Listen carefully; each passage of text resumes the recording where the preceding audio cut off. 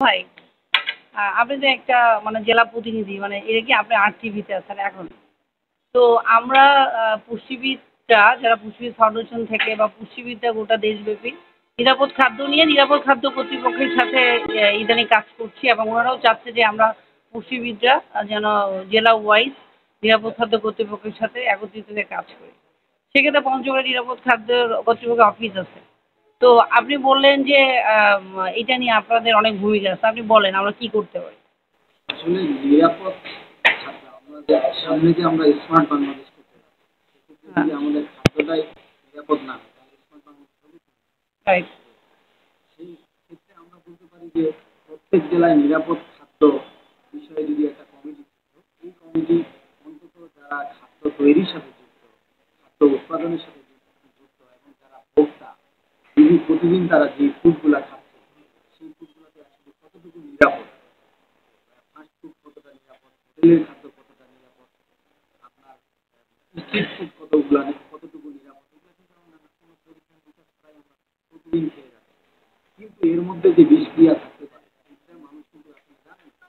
এই এই ক্ষেত্রে নিরাপদ খাদ্য মানে প্রত্যেকটা জায়গায় কাজ করতে পারে। নিরাপত্তা কর্তৃপক্ষ, হ্যাঁ।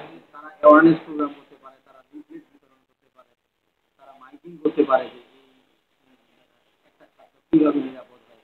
তারপরে আমরা দেখছি যে বিভিন্ন ব্র্যান্ডের যে প্রোডাক্ট, এই প্রোডাক্টগুলোতে একটা ডেফিনেশন দেওয়া থাকে যে এই নিউট্রিশন দেওয়া থাকে, পুষ্টি আছে এখানে এত%, শর্করা এত%, বা এখানে এই পুষ্টিটা আছে, ভিটামিন এ আছে। কিন্তু পার্টিকুলারলি আমাদের কিন্তু পরীক্ষা করার ক্ষমতা নেই যে ওইখানে যে এই কথাগুলো লেখা আছে এইগুলোর উপস্থিতি আছে কিনা, কিন্তু আমরা এই যে বিষয়গুলো, এই বিষয়গুলো কিন্তু প্রত্যেকটা জেলায় যদি এরকম ভাবে অ্যাওয়ারনেস প্রোগ্রাম করা যায়, মানে মানুষকে জানানো যায়। আমরা একটা যদি কমিটি থাকে, ওই কমিটি 10 জন বেকারির মানুষকে ডেকে একদিন বোঝাতো যে আপনারা যে খাদ্যের ভেজাল দিচ্ছেন বা এই যে রংটা ইউজ করতেছেন, এই রংটা কিন্তু আসলে শরীরের জন্য একটা ক্ষতিকর প্রভাব পড়ে। তারপরে আপনার যারা প্যাকেটজাত খাদ্য তৈরি করতেছে ওদেরকে যদি আমরা বলতে পারি যে এইখানে যে আপনি ফরমালিন বা অন্য কিছু যে দিচ্ছেন এটাতে আপনার ক্ষতি হতে পারে মানুষের।